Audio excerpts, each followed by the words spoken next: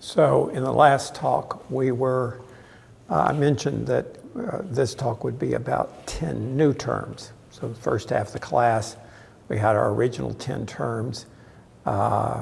So those were problem solving and creativity and indeterminacy and design and invention and independent thinking and vision and values and confidence and rebellion. And we'll continue to talk about those terms as we move into the second half here. But we're going to have 10 new terms that we'll be concentrating on even more.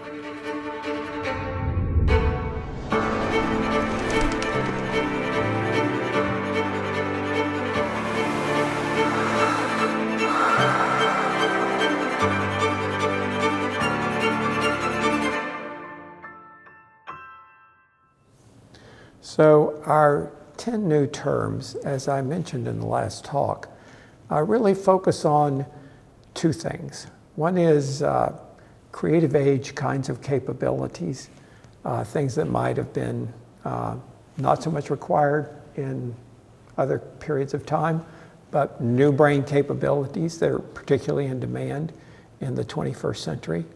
And then also, as a kind of corollary to that, an extension of that, a lot of things that have to do with interacting with other people. This is not going to be just about you as an individual creative person, but how you do creative problem solving in conjunction with other people. So our 10 new terms are optimism and hybridization, collaboration. There are 5 here in the middle that are kind of about working with other people, collaboration and teamwork and leadership and power and mentorship and competition. Those are really about interacting with other people. And then there are 2 on the other end here, craft and extrapolation. So just as we did in the talk on the first 10 terms, we're going to kind of walk through each of these. And I'm going to talk about a dictionary definition of it. But also we're just going to kind of get a sense of what we mean exactly by that term as regards this class. So optimism is a kind of mindset or an outlook on life. And this is a very commonly used word, and we're not really meaning a different kind of definition than is the normal one. The 2 dictionary definitions are right from the beginning of those dictionary definitions. It's a disposition or tendency to look more favorably on the side of what's happening and to anticipate the most favorable result. So just a mindset that says, generally, I'm anticipating there's going to be a favorable result. Then it also is a belief that good ultimately predominates over evil in the world. Just a positive outlook about the world. In general, good's going to predominate over evil. And if I'm on the good side, it's going to win. So we have talked about some case studies already of people who are extremely optimistic. Someone like Alexander Hamilton or Thomas Jefferson. Oh my God, both of these guys were extremely optimistic. And in fact, you just don't start a whole new country and imagine that you're going to make a whole new financial system and economic system for the country, as Alexander Hamilton did, or you don't imagine that you're going to get this geographical, all of North America for this new country, and it's going to be coast to coast, Atlantic to Pacific. Those are very ambitious goals, and to think you're even going to start down that path, you've got to be super optimistic. And both of these guys were extremely optimistic people. There is another case study that I do sometimes in this class. We're not doing it this semester, but there's this guy, Guillermo Marconi, and he maybe is the poster child for optimism. I don't do him. I didn't do him this semester because it upsets people. The fact that this guy, he's kind of like an accident. I mean, it's not like, yeah, he studied and he intentionally got himself in a position to, he just had a positive attitude that something good's going to come out of this, I'm going to explore it, and damn it, it happened. So this guy grows up in Italy. He has basically no education. And in fact, he was considered incorrigible. He just couldn't learn things very easily. He's from a wealthy family, so they're kind of like, okay, well, who cares? He's got money for the rest of his life anyway. He goes up in the attic of his big family house, and he just starts tinkering around. And he's interested in electricity, and so he actually gives us wireless technology. I mentioned this in an earlier talk on the first 10 terms, but he is the guy who basically understood wireless communication before anyone else. Other scientists poo-pooed, you can't have electromagnetic waves go through walls, or they can't go through mountains, or they can't go around the circumference of the earth. It just won't work. But he's up there trying and testing, and he's thinking, I think it can. And then he just kept going and kept going, even though people were constantly telling him, you're full of baloney, it's not going to work, over and over and over again. But he's optimistic. He just believes it's going to turn out right. And it did, and he got the Nobel Prize for Physics for his contribution to wireless technology. And what a contribution he made to science and to the world we live in today. All of our cell phones and Wi-Fi and the cloud, it's all kind of goes back to wireless communication that he started by his optimism. So very powerful force, this notion of optimism. The second term I wanted to talk about is hybridization. And again, we've had glimmers of this earlier in the class. We've talked about interdisciplinarity and how good it is to have broad interest. And there is the possibility of taking those broad interests and cross-fertilizing those with each other, finding the conjunction between them. And that often is where the very most creative solutions lie, is where you're not thinking in one consistent mindset, but you're hybridizing multiple things. Now, the dictionary definition of that is anything that's derived from heterogeneous sources. So not homogeneous sources, but very diverse sources, composed of elements of different or incongruous kinds. I love the notion of incongruous things, things that don't seem at all like they should be together. They're incongruous. Hybridization is composite, formed of or composed of heterogeneous elements. So it actually melds two things together and makes a composite of things that might be heterogeneous, might be incongruous, don't seem like they should go together. I love this quote from Ralph Waldo Emerson. A foolish consistency is the hobgoblin of little minds. And I think that's fundamental to this notion of hybridization. You're not looking for consistency. And I think somehow in our educational system, we're taught to look for consistency. Like things go with like things. But Emerson's saying that a foolish consistency, now sometimes consistency makes sense, but applying it everywhere for all time, a foolish consistency is the hobgoblin of little minds.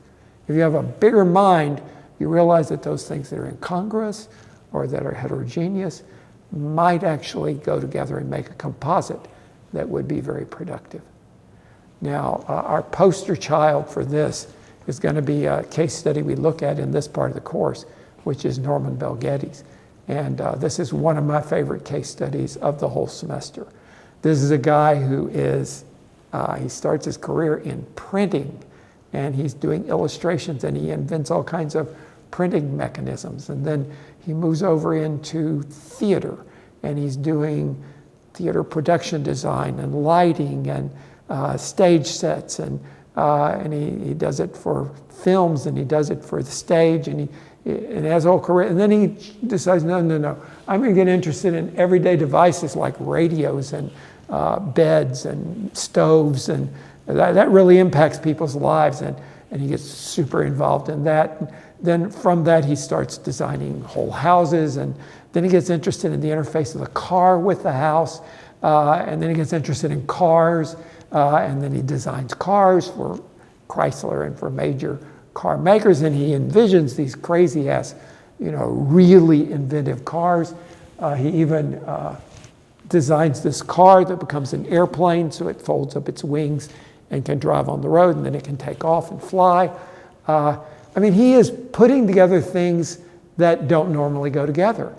He's got this huge range, this heterogeneous knowledge of lots of things, and it allows him to be very open-minded, very creative, and to make composites other people could never see. So hybridization is the second of these 10 new terms. The next 5 of these have to do with interacting with other people, relinquishing complete control. You're not just working in a vacuum.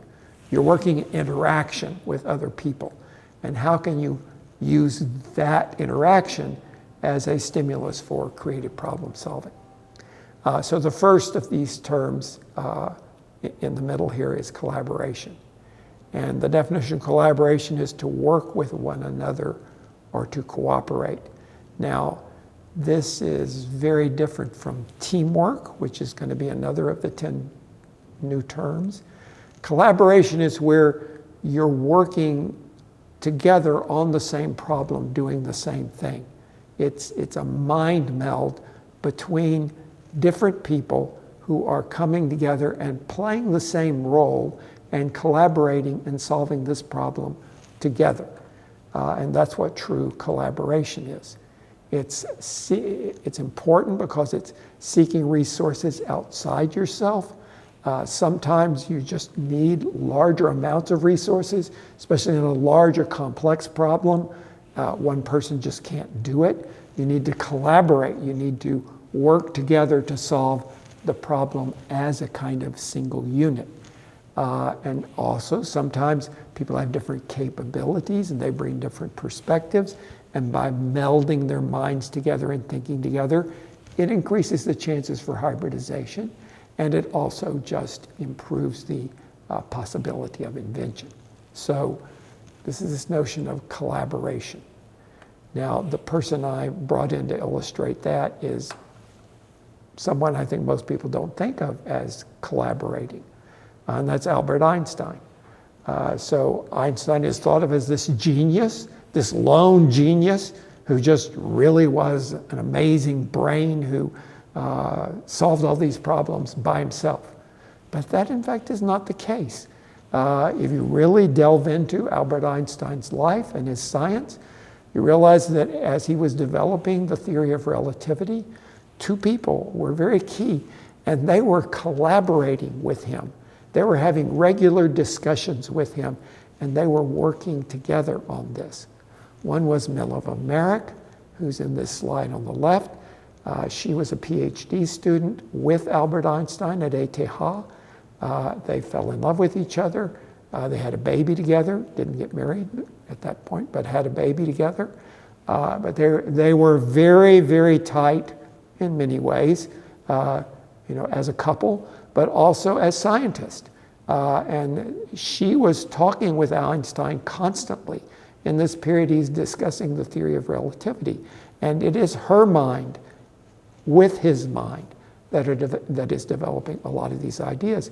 Because she was a woman, she was highly discounted in science. But in fact, he had huge respect for her as a scientist. And they collaborated very closely together.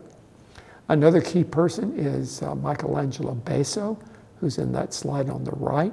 This was probably Einstein's best friend in the period of his being a student and in the first decade after he gets out of college.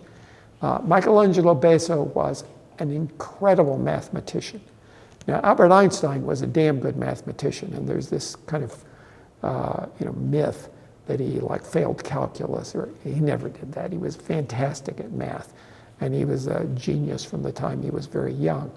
But Michelangelo Basso was on another level. He was an extraordinary mathematician, and often, Einstein would go and have discussions with him because Basso could bring another kind of knowledge about physics that was more mathematical. And Michelangelo Basso was very much a collaborator in that fertile period of developing the theory of relativity. So Collaboration, the idea of the lone genius, sometimes maybe that's true, but for almost everyone, collaboration is an important tool. The next of these 10 terms is teamwork, and that's actually different than collaboration. It's becoming a part of a group effort, but in this case, in a team, everyone has a kind of different role. They're not melding together into one. They're actually playing different roles that collectively help solve the problem. So the dictionary definition is a coordinated effort. That means that different people are doing different things and they're coordinated together. It's on the part of a group of persons acting together in the interest of a common cause. So the example I want to talk about a little bit here is someone will have a whole talk, or 2 talks, just 1 talk, on the building of the Panama Canal and John Stevens' role in that. So John Stevens is this genius engineer, but that was a very big teamwork effort. And he had a dozen other people who were on his team. And just like on a football team where the quarterback is not trying to play the tight end's position, and the left guard is not trying to play the fullback's position. If they are, that's a bad thing, but they're playing their own role. And they may even disagree with somebody playing one of the other roles. A team doesn't have to have everybody melded on the same page, but they each need to do their part in a coordinated effort to help solve the problem. And that's exactly what happened on the Panama Canal, and we'll look at that in some detail in one of the subsequent talks. So it's different roles for different people, it's complementary skills and dispositions and ambitions, and it's then managing and coordinating and orchestrating all the various players together. That's what makes teamwork work. The next of these 10 terms is leadership, and the dictionary definition of leadership: to lead is to go before or with, to show the way, to influence or induce, to guide in the direction or course or action or opinion. So this is really being in the forefront, taking a role that is out ahead of other people. And that's very much what John Stevens did in the case of the teamwork for the Panama Canal. He was the leader.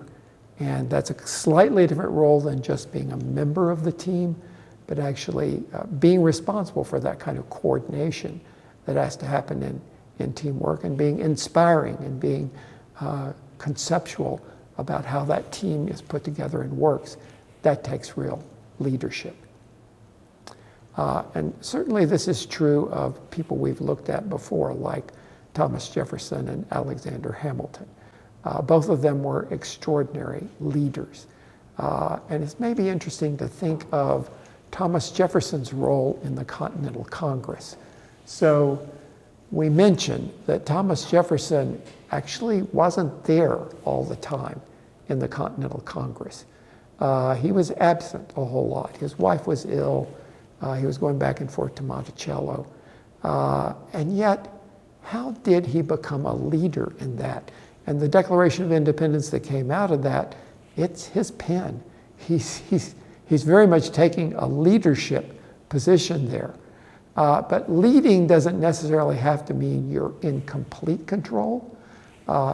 John Stevens was pretty much in complete control on the Panama Canal. But in the case of Thomas Jefferson, he's leading by his brilliance or his capability. He was a phenomenal writer. He was very good at pulling other people's ideas together.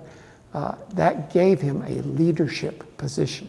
So there are different ways you can be a leader. You can be a kind of omnibus leader, or you can be a leader in some smaller area of a problem-solving challenge. Another of those 10 terms we're going to talk about is power. This one's a little controversial. Some people are real uncomfortable with this notion of power, and that it sounds heavy-handed, it sounds autocratic, it sounds dominant, and they're not very, very comfortable with that. And all of these terms are tools, and they may be for you, they may not be for you. But I do want us to think of power and the kind of essential quality sometimes of power in creative problem solving. So the definition of power is a great or marked ability to do or to act. It's strength or might or force. Force is where it begins to maybe for some people feel a little uncomfortable, but that's inherent in power. It is the possession of control or command over others.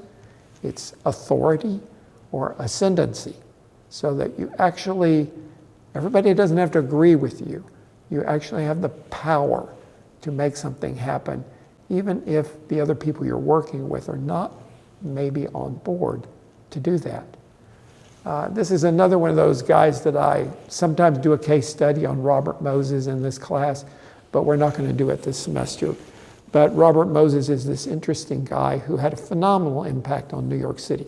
He really made New York City a world city in the 1950s and 60s in a way it had never been before. He brought the United Nations to New York. He did incredible things for poor people in New York, gave them access to recreation and made life better in New York City. So at the beginning, he was just this do-gooder guy, and he thought, well, I'll do the research and I'll write a really cool report about how this ought to be done, and I'll submit it to the city, and it'll happen. But that didn't happen. He had brilliant ideas. He conceived really wonderful things, but they weren't happening. And he realized that I've got to have political power. I've got to have some power here or I'm shit out of luck. This is, my dreams are not going to come true. So he got power in a number of different ways. He built a team that worked really, really well together and had people who had influence, and that helped him gain power. He got very, very involved in political scene, and that helped him get power. But the interesting thing is, he also gained power through money and intrigue. His family was well off, and sometimes a little money, I'm not talking about graft or corruption here, I'm just talking about the ability to put money in the right place at the right time to make things work. And that was power. And he had the power of those financial resources. And then also this guy was, he was full of intrigue. He was always looking for information that might, you might even say, almost blackmail people into doing the right thing, because he had knowledge, and that gave him power. So sometimes, not for all people, but sometimes to solve a problem really, to make it effective, it may be important to exercise this capability of power. So the next of these 10 terms is mentorship. And this is, in a way, taking a step beyond leadership or power.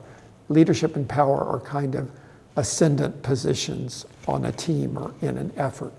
Mentorship is really looking at influencing the next generation, at being able to nurture someone who's going to carry the torch on beyond what you're able to do.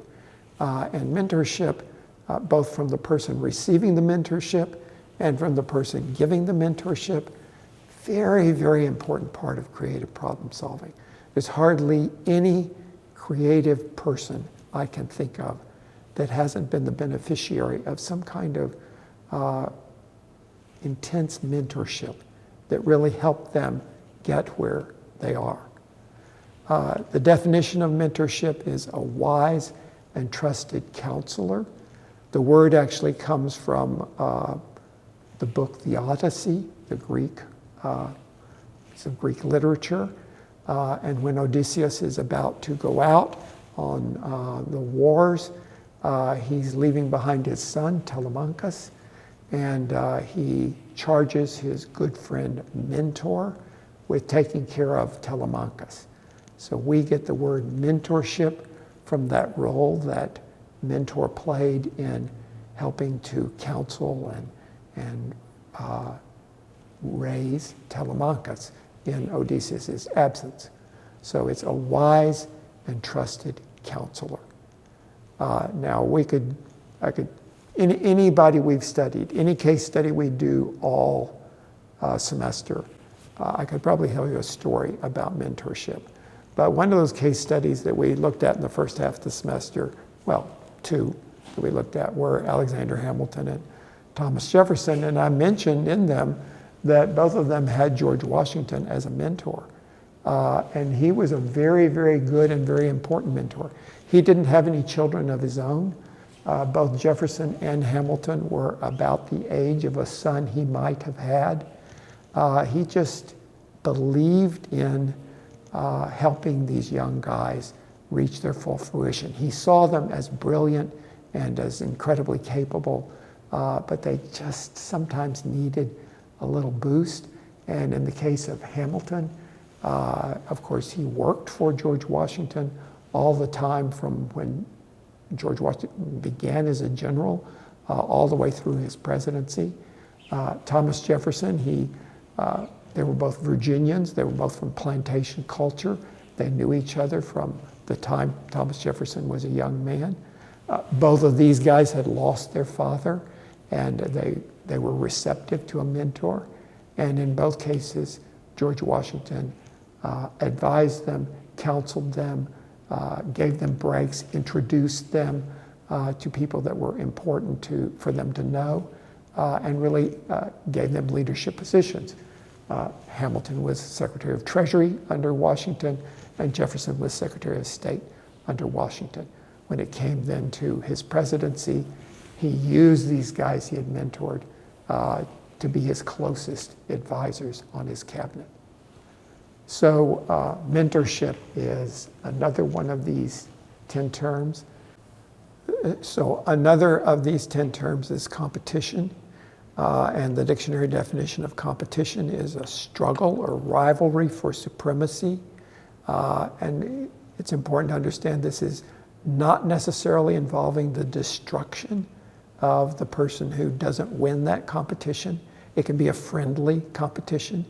Again, this is a word that some people have a little trouble with. They don't see competition as something comfortable for them. But it is often a very big stimulus for creative problem solving. We'll be looking at a case study in the second half here, looking for a vaccine for polio. And Jonas Salk there on the right and Albert Sabin on the left were really, really competitive with each other. Each of them had a different approach to how this vaccine would be done. And honestly, they kind of hated each other. They were very, very competitive. But it spurred them on and probably got a vaccine for polio significantly earlier than we would have gotten it if it had not been for competition. The ninth of these 10 terms is craft, which is really just hard work, grunt work, knowing your stuff, really doing the work. The dictionary definition is to make with skill and careful attention to detail. So it's really a commitment to really caring and working at something. There's another guy who I sometimes do a case study on, Joel Salatin. He's an organic farmer. Again, we're not going to do him this semester. But this is a guy who he says, I've got some values about farming. I think we ought to treat animals decently. I think we ought to use the land ecologically. I want to do sustainable farming. And he manages to figure out how to do that. But one of the really key things is just hard work. Just trying things, experimenting, doing the grunt work to make it happen. And in this bottom thing down there, that's his hen roost, where they go to lay their eggs. And while they're laying their eggs, they're also pooping. And when they're pooping, they're dropping this high nitrate fertilizer down to the ground. And he's got that on wheels, so he can just move around and fertilize his field. So he's inventing this new way of accomplishing a very ecological double function of getting your eggs and getting your fertilizer. But it's just the hard work of figuring that out and making it happen. So he really knew his craft, and that was very important in his creative problem solving. The 10th and final term is extrapolation. I talked about that a little bit in the last talk. This is really a mindset. The definition is to infer that which is not known from that which is known, conjecture. And it's very, very important to be able to think advanced, to know something and research something and realize something, but then see, well, what does that imply? What's the next step beyond that? And that's what extrapolation is. And that really was a key to the success of Jonas Salk, who did win that competition for a vaccine for polio. But in his case, he wasn't afraid to do extrapolation, which at the time in science was a little frowned on. No, you can only use the data that you've proven and that you know. But he was able to say, no, I can imagine, I can extrapolate, I can conjecture, and that can be a part of my science. And I think in a creative age, extrapolation is a very, very key term. So these are 10 new terms. In preparation for the check-in, I'd like for you to really think through them and figure out which of those are natural and strengths for me. Which of those might be ones I might find challenging? Which are things I might be interested in working on and acquiring that tool as something I can use in creative problem solving? Okay, see you next time.